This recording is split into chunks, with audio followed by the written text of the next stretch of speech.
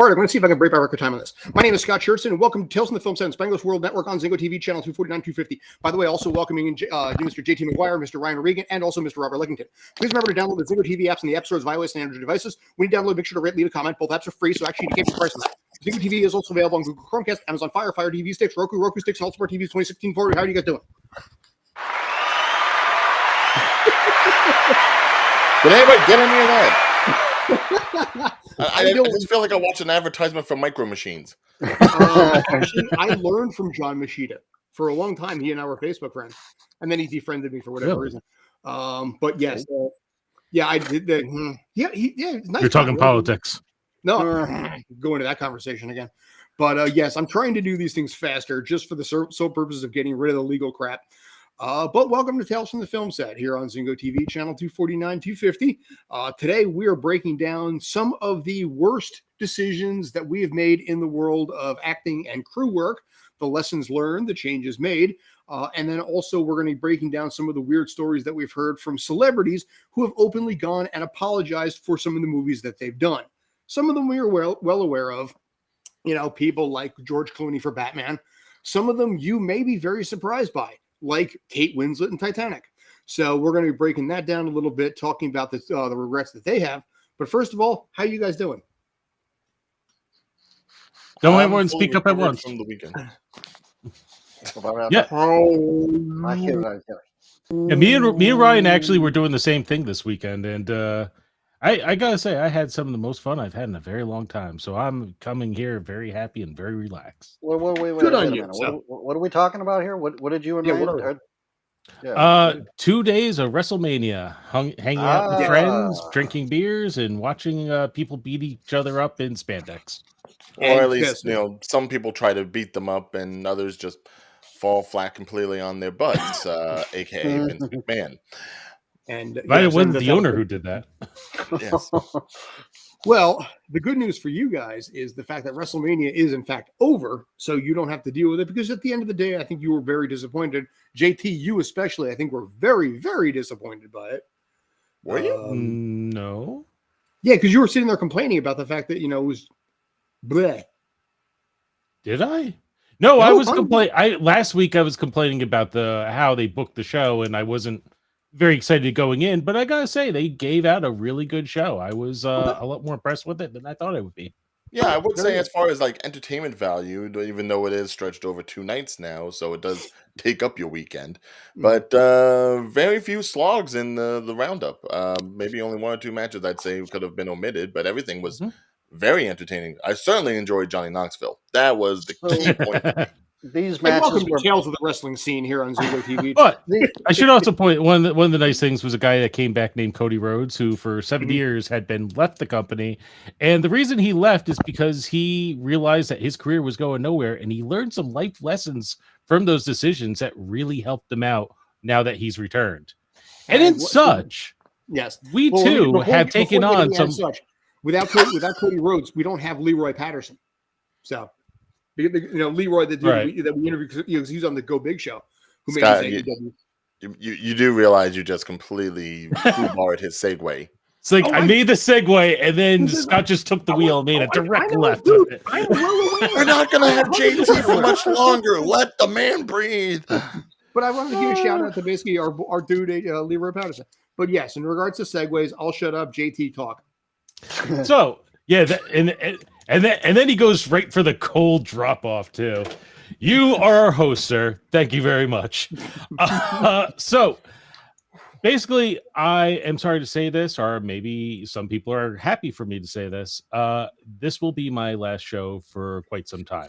I think I mentioned this on a previous show, but I have taken a job with a new company, and unfortunately, my schedule has changed.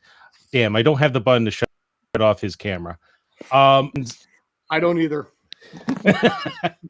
So basically this will be it for me for a while. And I felt, I was asked like, hey, do you want to talk about a specific topic? And I said, I don't know if I talked about this in a while. So I want to tell my Star Wars tale, my Star Wars fan film tale. because this taught me some real life lessons that I've taken to this day in almost any business dealing I've done. So, All right, would let's you- get comfortable. so before I know the begin, story, so I know it well enough, but I want to make sure everyone else is feeling good about this. so before I go, would any of you gentlemen like to bring up any of your past tales? All me? Well, All right, before you, cool. no.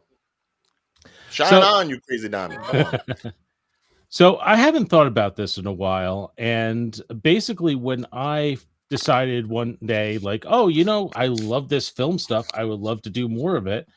It happened to be around the same time that someone happened to be looking for an editor for their fan film.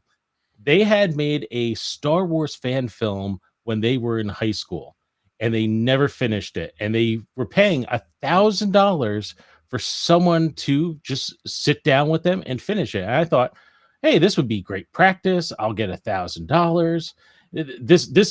This will be a great start. I'm already jumping into the film world. If I had only known what I was doing and who I jumped in with. For the purpose of this story, I won't say the person's real name. I'm going to refer to him simply as Rex. And Rex was a very unique character. Now, I'm expecting like just some guy to appear the first time with me, just like I'm kind of a schmuck with a t-shirt and a jacket and stuff. This guy in my first meeting shows up in a full business suit, like the tie, the dress shirt, the Gucci all the way. And I'm just like, wow, how big is this film really going to be? As it turns out, this guy was all about image. Throughout the entire process with him, he would lie to me nonstop. So basically, the background of this was he had shot this in school, and they didn't finish it. But the school was so invested into this Star Wars fan film that they were going to pay $1,000 to see it finished and then premiere it at this world stage or something, whatever. So it was the school's money, not so much his money. Correct. So the school really wanted this, and I couldn't understand this. There's already some holes that even 19-year-old me was going, this doesn't sound right. But I was like, what do I have to lose? I'm just going to keep going forward with it. And deeper and deeper, I went down this rabbit hole. Every weekend, 8 hours, I would sit next to him and review this god-awful Star Wars film. I mean, it was made by high schoolers who were really not trying. They literally went to the local Halloween store whenever it was up, bought some costumes from that year, and then just decided we're going to stand in the back of our high school and just kind of hit each other.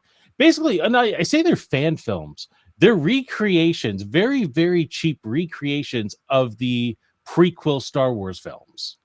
That So was going to be my question. Exactly when was exactly all this? Well, I guess it's by happening? When was the 2004. If I film? did the math right? Right. So this was 2004 when this came out. They even Revenge of the Sith didn't even come out yet. So it was the 2 films before that. And I'm watching this stuff. It is garbage. It's literally just high school kids just like with plastic swords doing this and that. And I'm Like like, Star Wars kid with the the background. Yeah. and Rex, like I said, he would be there with me every step of the way, just sitting near me, grabbing me and going like, isn't this the greatest thing ever? Isn't this amazing? Like, don't you love this, man? It's Like 3-foot roll. Yeah, sure, whatever. I did this every week, and then as time went on, I'm like, maybe I bit off more than I can chew. This is a full, both of them were a full hour film. I was still new to editing, so I wasn't really that great at it.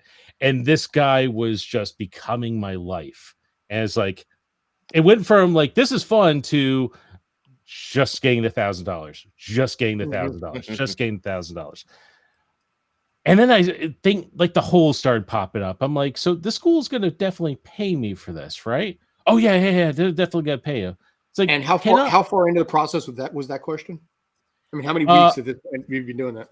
Maybe a month. I mean, this is 18 years ago, but I think maybe in a month into it where I finally was like, yeah, I want a guarantee.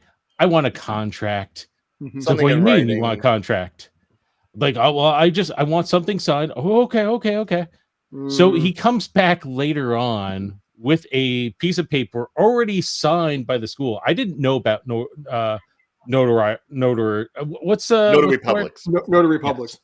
I didn't know about them at the time, so I just figured, okay, I signed this and it's a legal document. It's like, okay, great. And he starts taking away. I'm like, well, I want a copy of that. Oh, I'll get you a copy. No, there's a copy machine right here. Let's do that right now. And I got my own copy of it and kept that. So a few months go by and I'm really burned out with this. I literally a few months. What did I say? You Did said I say a few months? Yeah, I stuck with this for like a good 3 or 4 months.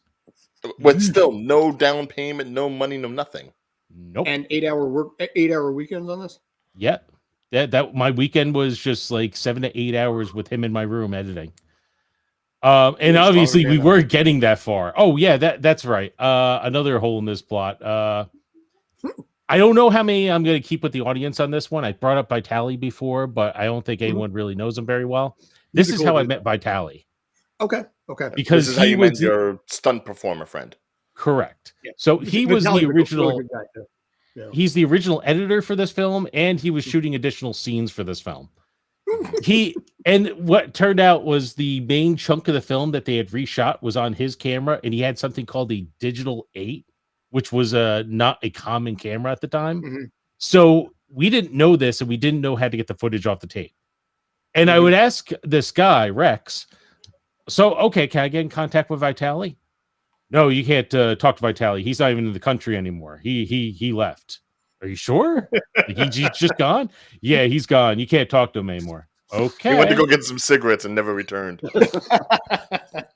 3 days later, I'm walking around my school, and this random skinny blonde comes up to me and like, hi. I'm like, hi. My name's Vitali. Oh, really? So you're in the country. Just flew back in. How was your flight? So again, I'll fast forward through this a little bit. Basically, this was just getting. I'm enjoying every process of this. This guy was crazy. This was like, if you think of every Hollywood lying schmoozer producer, this is the stereotype. Rex was the stereotype. He would drive me around in his fancy Ford Mustang. He would talk all these big game about all these other film projects we were going to do together. And I got so burned out with him. I remember waking up in the middle of the night once where I thought he was just there staring me in the face with a smile, and I just freaked out until I realized I was dreaming. And the lightning crashes, and all of a sudden you realize it's just a hump of laundry on it. You know it's bad news when you start dreaming about the editing process. Yeah. I quit on him twice, and twice he talked me out of it. One time he started crying on my front lawn to convince me to stay. You can't do this to me, man. I had to get this done. Was he wearing a suit and tie when he was crying? He may have been wearing a suit and tie at the time that he was crying. He took the tie and wiped his tears. But it came down to the point where like I couldn't quit on. He was like an abusive boyfriend. He's just like he's not that bad of a guy. I'm just giving him a second chance. But it just finally came to the point. It's like I took the contract, and it's like I have to find out if this is actually real. I went to the school and showed him the contract with the signature of whatever school official had on it. And the principal looked at it and he said, this individual is no longer with the school. And I could tell you right off the bat, knowing the man's signature, this is nowhere even close to his signature. This is a forgery. He then proceeded to say, and the individual you're working on is a black stain on our school. I'm like, oof. Okay, so this is not a good situation. So, all right, I have my proof. He has lied to me. I do not want to work with him anymore. But I can't break away from him because he keeps trying to drag me back in. So it came down to the point where I took all his footage and brought it down to, I think, the police station on our school campus. And I said, all right, you're going to meet me here and pick it up at the police station, or I'm going to set this all on fire. I literally had like a stick of matches. I was going to set the entire thing on fire. Extreme. Like, what do you mean? Considering this was your first gig, sure. Yes. I will get to the lessons I learned from all this.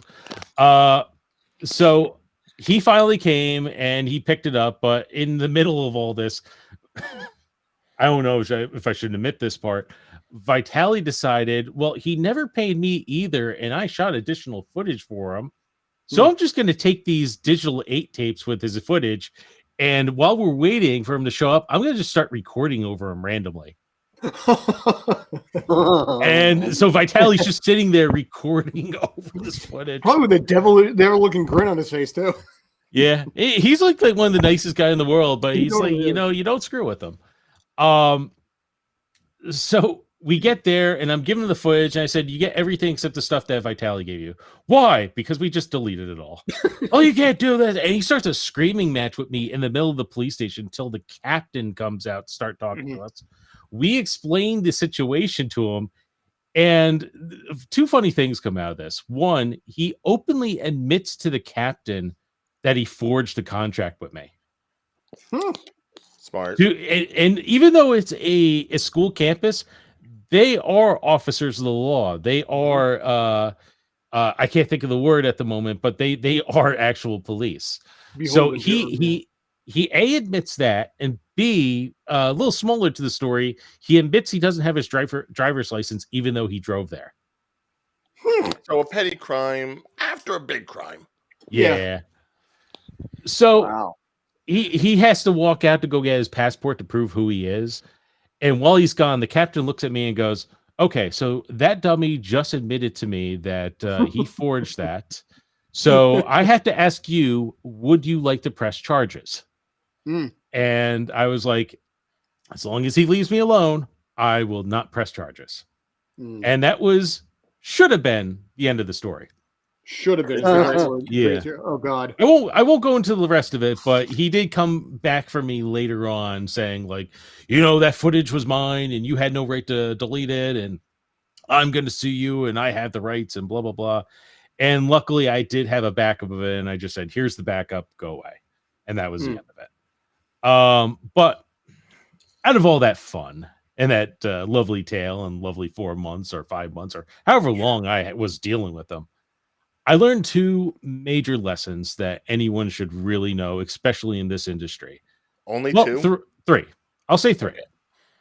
The first one is always have a contract. Anything in writing, just have it in writing, because you don't know the situation. Someone may try to backtrack. Someone may be lying to you. But if they have it on paper, if it is signed, you can bring them to court. They have to enforce it. Or even if it doesn't, even if it can't be enforced, at least there's proof of it. So at least you'd have a little bit of a safety for yourself. Nowadays, email is just as good. Yeah. Well, and yeah, anything in writing is actually good. That's actually something I learned later in my career. But yeah, it's like always have a paper trail. Paper trails will always save your butt. Unless you're the one committing the lies, and then you don't want to. We speak to all audiences here. Now I have 2 questions on this. Unless you're done. Let me finish up. Let me finish up. 2, filmmakers are crazy, and you have to decide what level of crazy you're willing to take. I'm a crazy filmmaker. A lot of us here are crazy filmmakers, but I can work with you, gentlemen. You guys, I would assume, could work with me. I couldn't work with that individual. I don't think a lot of people could work with that individual. So you have to go, like, if this seems flawed, if this seems illegal, if this seems like you're going to regret it later on, don't work with that person. And that actually leads into my last lesson, which is a lesson a lot of people have a hard time with, even when they do learn it. Say no. If something doesn't feel right, say no. If you don't want to do it, say no. If you feel guilty that you're saying no, still say no. Because in the end of the day, that no is very important, and it's going to give you peace of mind. You may feel a little guilty for a bit, but you're going to feel better that you stayed away from something you weren't comfortable with. And that is the 3 lessons I learned. Now, my question to you, by the way, I love this story. I honestly wish there was, you could have embellished more on this. But do we know basically if Rex did anything else? And B, did that Star Wars movie ever make the round somehow? I don't think the Star Wars film was ever finished. Actually, I think Vitali, just because of pride, years later, I gave him the footage as well, and Vitali finished it just to say he did it. But Like, I want to see it. I don't think it ever got in Rex's hands. I think I have a copy somewhere. If I ever run across a copy, I may show it to people, but it's something I'll never show publicly. I'm just really curious for an IMDb on this. I hope it's not on IMDb. It's like it was bad. It's like I said, it's 18 years, so I'm a little fuzzy on the details. I wish I listened to Ryan. Another lessons I learned from Ryan: prep before you come on a live stream, and I never do. But but there is so many things. Like their spaceship was a school bus. They pretty much did everything in a back room. They built like a little cardboard thing as their background for like the you remember in part 2 they're in a big arena. Yeah, they made this big cardboard thing for the arena. So did they have Star Destroyers on like wires and you could see them kind of bouncing like in Plan 9? No, that would have been too good for them. Okay. But you're saying it's still better than Rise of Skywalker. Possibly. You're a monster. Let's make out. So I had another point to make. You had a question, or did I answer your question? You answered mine because I wanted to know whatever happened with this thing because I kind of want to take a look at it and also find out who our mysterious filmmaker is because be damned, it'd be kind of funny if I actually knew them. I don't think you ever met them. I don't think they ever did another film again. Unfortunately, I do have other connections to this individual, so things have slowly trickled back to me. And it doesn't sound like they've had an easy life since they last talked to me. So it looks like schmoozing only gets you so far. Fair. That's another good lesson, you know, especially if you're someone in that industry. What you put out there, what you project, can only go so far because then that stuff will come back to you. Yep. So, well, but I really like that. I mean, I hate to say it, but while this was a good lesson to learn, it was unfortunately also your first foray into the entertainment world. So I'm sure there's probably been like a little bit of like a bitterness after everything that's come after it, right? There a little bit, but you know what? In the end, I think I needed that. Because, you know, like you guys have worked in the industry for years. I know some of you have stories not too far away from mine. And if that was your first experience, that lesson, do you think that would have helped you with every other project you proceeded into? Hardcore. I would say so. I mean, I can't speak for everyone else, but I can't really think of any projects of my own that I've necessarily had any kind of regret on because I've always saw everything as like a learning experience. It may not have been the most lucrative and it may not have been the most showy, but certainly I've been able to gain a little bit of something from every experience I've had. But if I had to go through as much turmoil as you did from my very first time doing anything, I may be just, you know, I'll go ahead and just be a retail person for the rest of my life. That would scar me. Well, the beauty of all this is, as annoying as that entire big project was, I did get one positive out of it. I got Vitali. Yeah. And through Vitali, I learned so much about filmmaking. Like he is a guru. He's a year younger than me and he's not professionally trained, but I just being with him for a few years there, he taught me about camera angles. He taught me about trick shots. And I think because I got to meet him, it kept me going. If I didn't meet him, I may have not even met most of you because I probably would not continued on with film. I'll say that's a funny coincidence because I would probably go ahead and put you in the Vitali spot for me. Like with you doing a Central Jersey indie film and everything and being able to create that nexus of a group of entertainers and filmmakers and just cramming them all together in one space at one time. It was the jolt I had after just simply doing, you know, Fright Fest and, you know, scaring people to actually go ahead and go further and go beyond whatever I was doing in stand-up and actually give legitimate acting a shot without necessarily thinking I had to move to LA or move up to New York. So had I not met you, I probably wouldn't have as much experience as I've had now. That's a very interesting thing you said because, you know, like maybe that's how it goes. We just play it forward. You're a very outgoing, friendly guy. I'm sure there's some people out there that, you know, maybe they're still making films because they met you and worked maybe on Sunday Best or something. No. I'm the flashy guy with the Mustang and the glasses and the suits and everything. outgoingness is You're my Rex. flamboyance. You're right. You're that guy with the glasses, huh? Yes, I'm not Rex. I'm just Rodney. Call me Rodney. All right, That's my we got smart name. Rodney, we got Rex.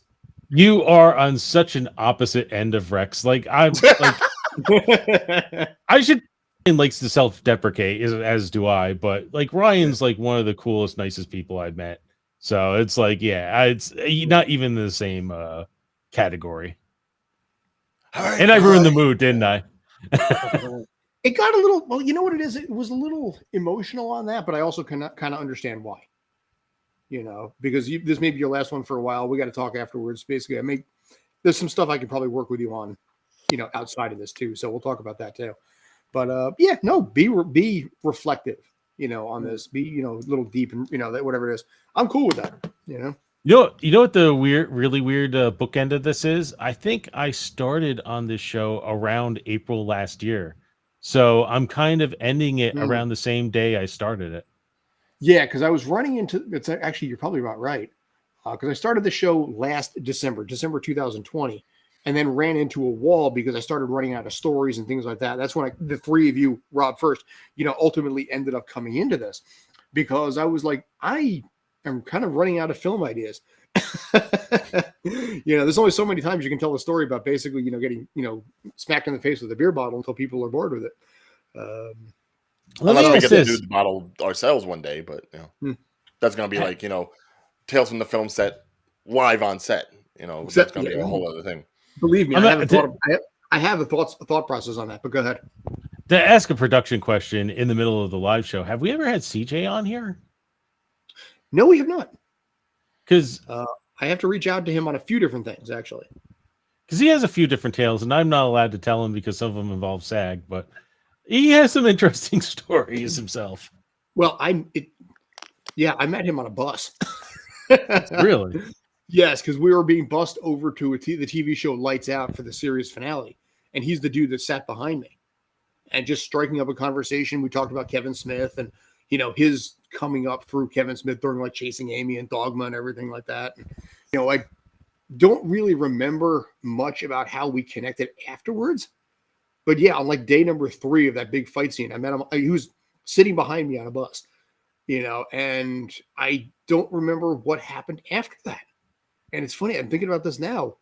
Maybe he's got an answer on that, but I sure as heck don't. I guess I Facebook friend with him or something. I don't know.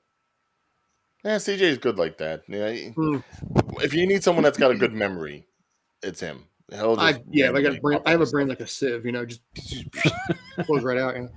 But anyway, just to move the show along a little bit, because I mean, obviously, we haven't gotten much from Scott or Rob in regards to any regrets and any stories they may have had. Because I don't really have any, to be honest. I really don't have any either. I mean, I've been involved in a bunch of different things where, you know, well, all right. So I did a film a few years ago where we ended up like shooting it like for almost 3 years on the weekends. But, you know, just going out to Long Island and shooting that film, you know, was fun to begin with, but over time it just kind of got tedious, and, you know, I wouldn't say that I didn't like the fact that I was going out there, but, you know, it was just like, it was drawn out. I think that we could have, like, because the budget that we had for this particular film that we were shooting could have been expanded on if we just had something that was concrete. You know, instead of making it into a feature, we ended up, like, for financial reasons, turning it into a short, although it's a pretty impactful short. What's that? And that dragged it along?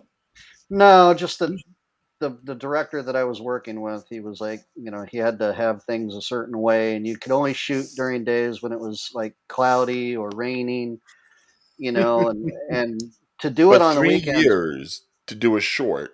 Nearly 3 years. Well, we were planning on making it into a feature, but it just got to the point where it was like, okay, well, you know, we got to do something with this, because for nearly 3 years, I wouldn't say 3 years total in time, but nearly 3 years on the weekends, we shot this thing, and it just, you know, I think what we came up with was actually pretty good and everything, but to me, I'm thinking, we could have had a lot more if we would have just, worked out some things beforehand, kind of thing, or not do so many takes for that matter.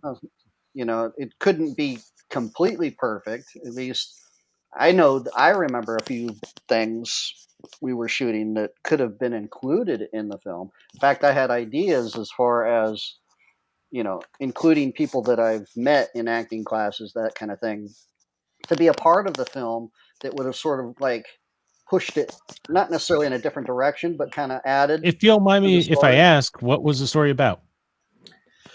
So Michael Roberts is a he's Generic like a name, yes. yes, Yeah. he is he is a part of a dysfunctional family that gets in trouble with the law. Um, can't really find his way too much. He ends up moving to Long Island over the course of a period of time and ends up getting in trouble there. And so the final Mhm. part of the film is okay, what happens next, kind of thing. So um, he's involved in a violent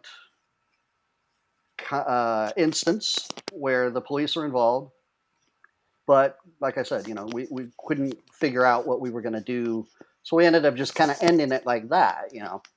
So did you guys ever have a script, or it was just like you had a general idea, and as you guys would meet up, like, okay, today we're gonna try shooting this?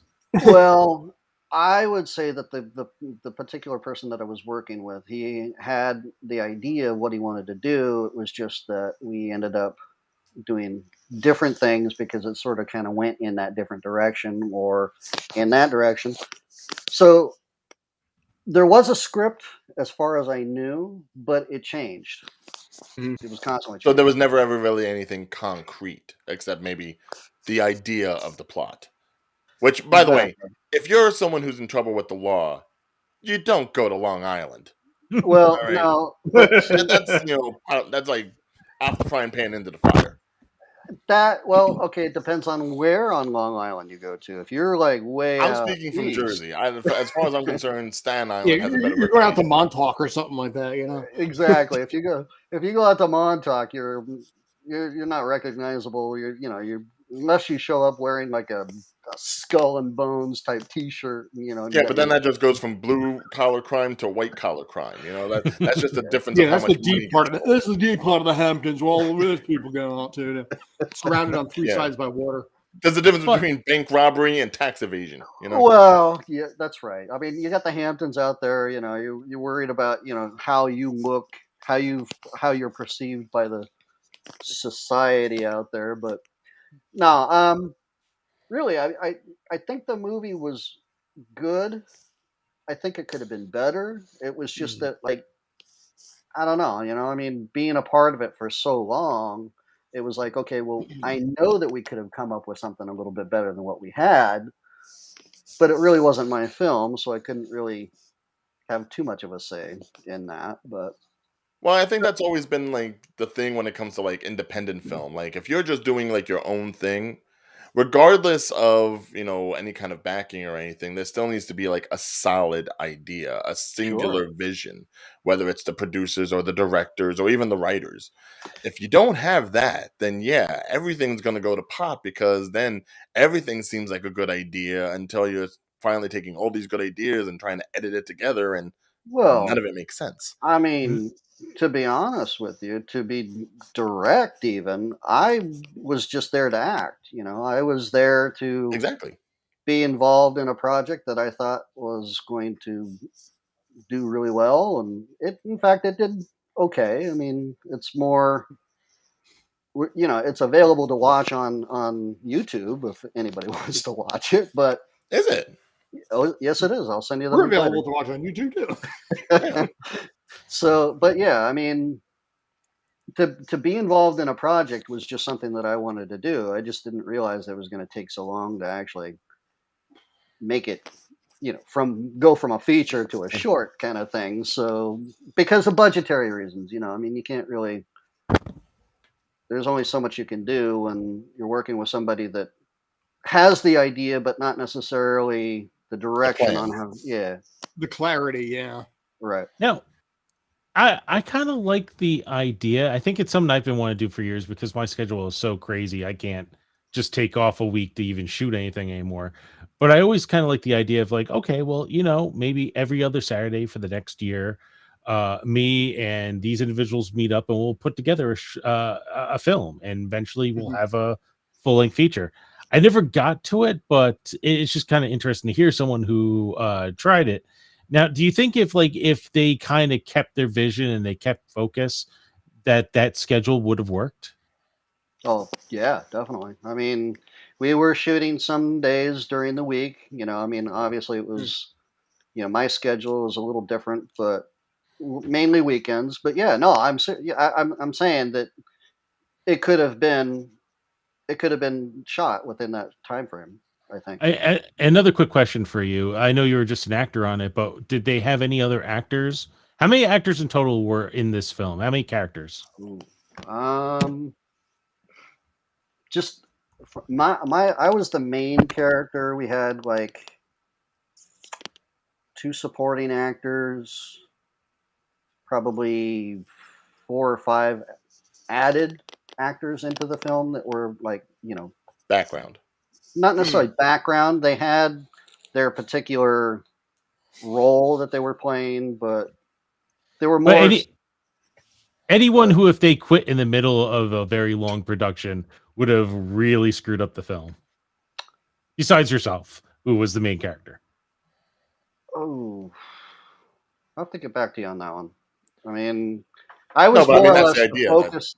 Yeah, no, I was more or less the focus to this whole, you know, the film, because it was based on my character type, So as But that's far also as saying that they basically needed you for a 3-year commitment. Right. I no, mean, that's not hard for necessarily. any Not professional to go ahead and say, "Oh yeah, you can contact me in like 6 months to a year, and I'll still be available Well, at there's that the time." well, Ethan Hawke movie about the kid that grew up. Remember, where they which timed one? like they filmed over the Boyhood. course of like 14 years. Yeah, that was like 14 years or something.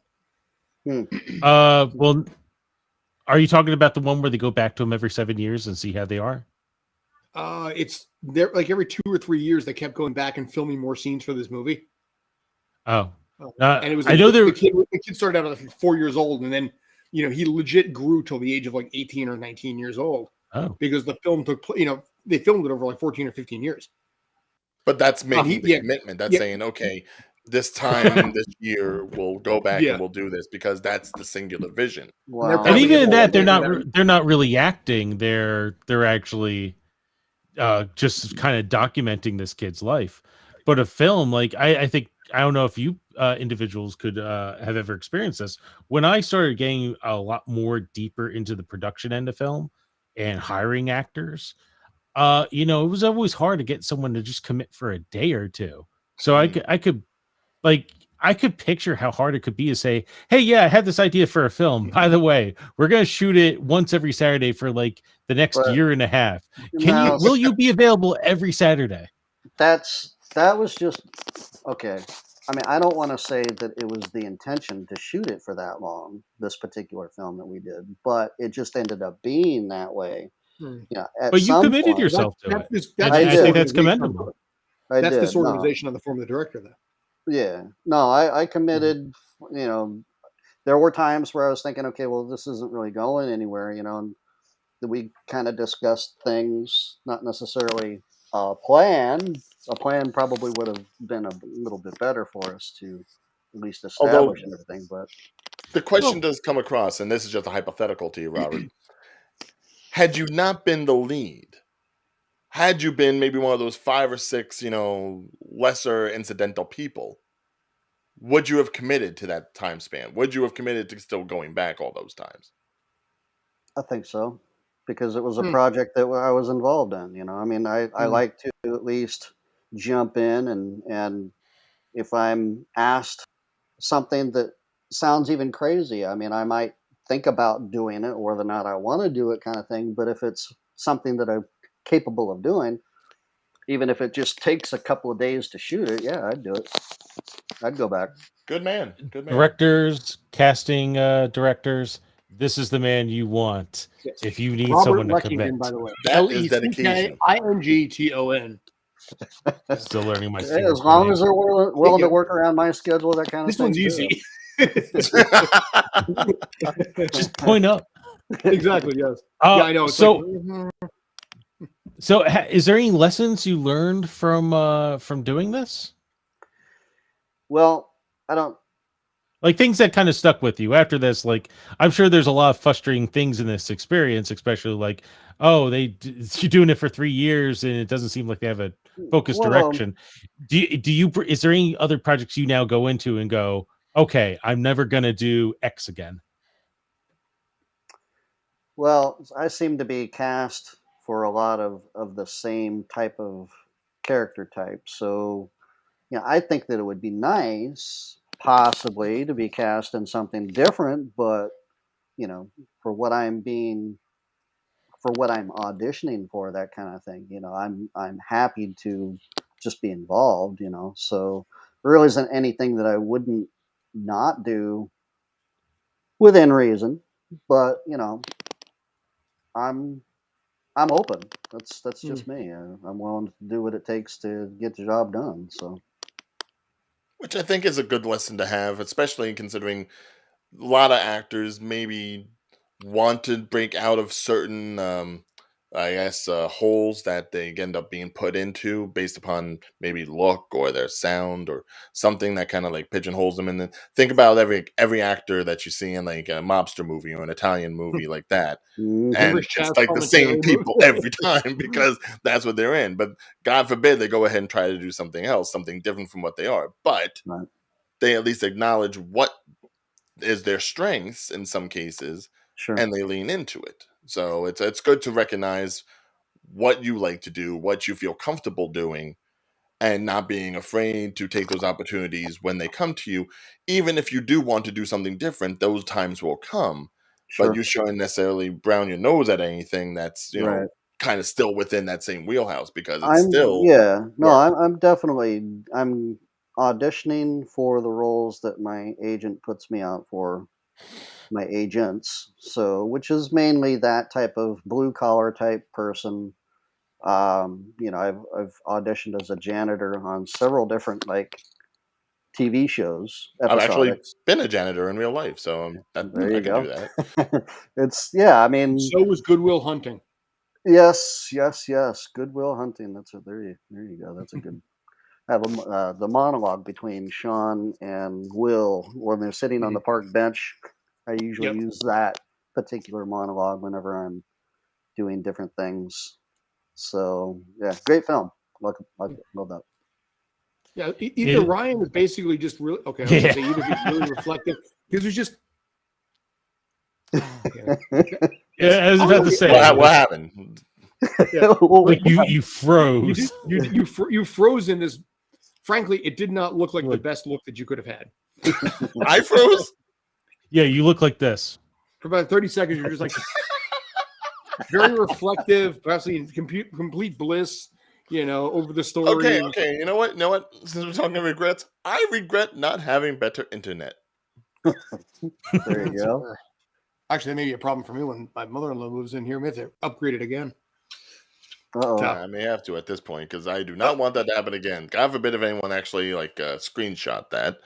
And I'm telling that to you, Scott. Do not screenshot that. Do not use it. You know what the sad thing? My new job, it's going to prevent me from being on the show, but at the same time, it's going to give me a discount on my internet service. There you So go. I could have actually upgraded. Nice. But All right. anyway, We Scott, gotta, yes, any we have about regrets on 10 your minutes end? left. besides not using I've been my rolling face in my now. head which way to go with this, on the grounds of the mean story about acting class, which I'm thinking I'm going to lean towards another day, and then the story basically piggybacking a little bit off of Rob's story. By the way, if you want to know about the acting class, that belongs to that guy. Feel free to take a look. Don't mention the name. That I'm going to save for another day. Thanks. Oh, But okay. don't mention that name. But No, I recognize that person. his George reputation- Perkington. Yes, George Perkington the third. Of the Nantucket Perkingtons. Esquire. Perkingtons. He went Yeah. to school.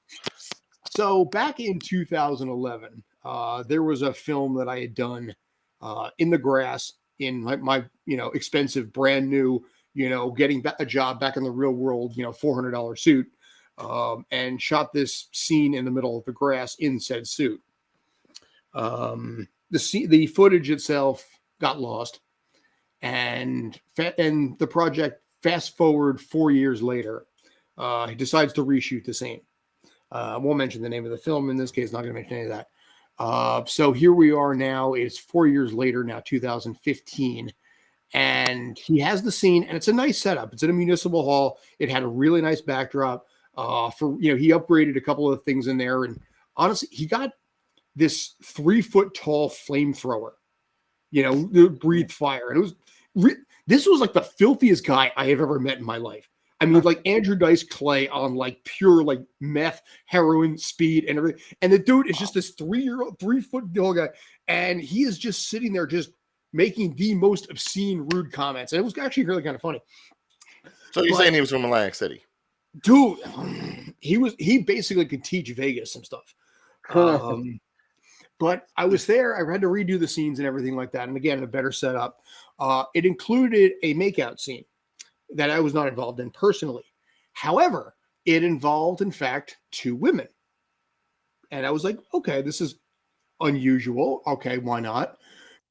Because I had broken up with one of them 2 weeks prior after dating for 4 months because she had, shall we say, friendly legs. Is that a phraseology I want to use? Okay. Yes, she was not willing to commit after 4 months, and apparently had various guys in her life. I'm trying to be really diplomatic about it. So anyway, she was hot to try. It's easy to say. Yes. We split up, and then it was a very poor breakup because I've always been terrible at breakups. I don't have the skill set for that. So it was really awkward, really uncomfortable. And like a week and a half later, I see her again as she has a scene where she has to sit there and make out with another woman. While, by the way, I'm in the middle of this like 3-page monologue that I have to do. Wow. To add to this, I mentioned the fact that this was in a municipal hall. What was interesting about it is this was in like Eastern Pennsylvania, nice group of people, but they're not really people that are experienced and familiar with the film set, and they don't have tales from the film set. And as a result, they're excited to be the background actors. They're excited to sit there and listen to the scenes and all this kind of stuff in a building that was offering $2 beers. Wow. Oh, I'm sure they were the most polite bunch that never caused any 50 trouble. Background, $2 beers, and a guy behind the bar for the entire 10-hour shoot. Nice. Yeah. I'm like, yeah, I could see the problem, and Rob is like, yeah, I'd like a $2 beer. Yeah. I can see 10 different problems here. Like my mind's just all the wheels are turning, but I really want to see like which multiverse we travel down here. With the 2 girls kissing. Right. The 2 women. Yes. Kissing. And one of them being your ex 4 months, and somebody who admitted that they didn't want to see you on stage for America's Got Talent because they were jealous it was you up on stage and not them. Uh-oh. True story. That was kind of a red flag. But so at this point, basically, thankfully for that job, it honestly wasn't a bad day.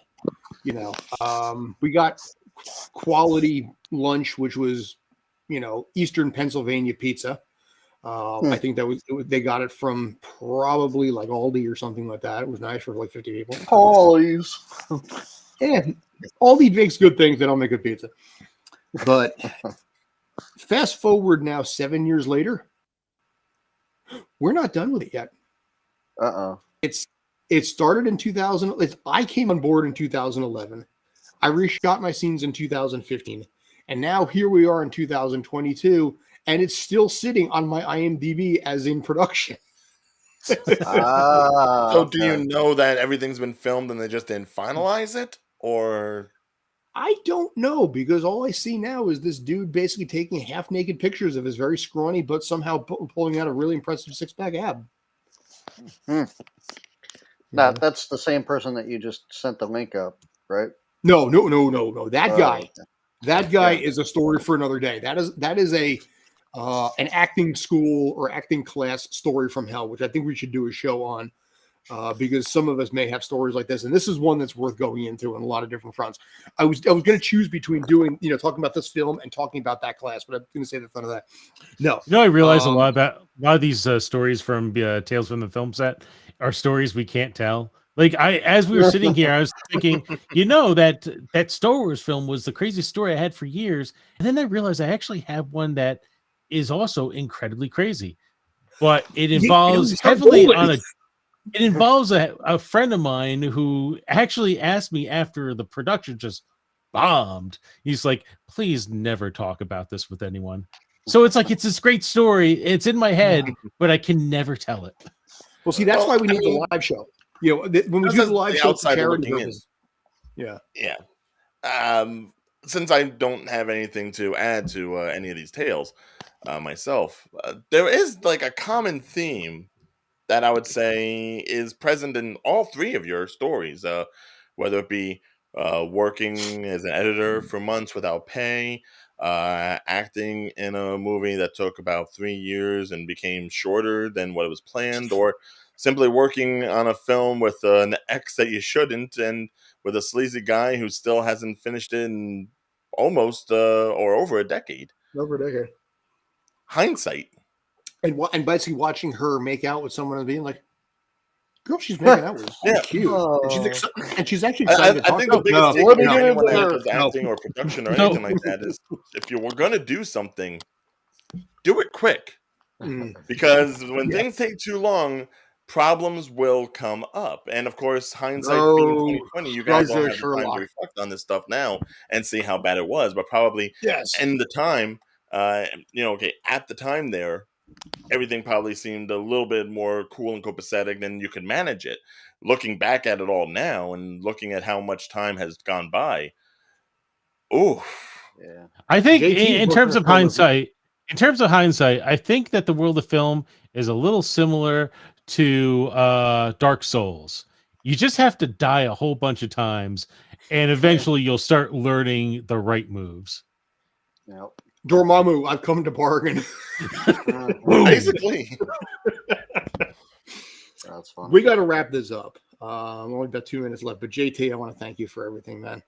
It's going to be a little weird at this point. I mean, I know, listen, we'll figure out ways to basically, if you can pinch hit or anything like that. And, I would love to have you back on in any way possible, but obviously work comes first. And I get that. And that, you're my dude, and, I have all the respect in the world for you.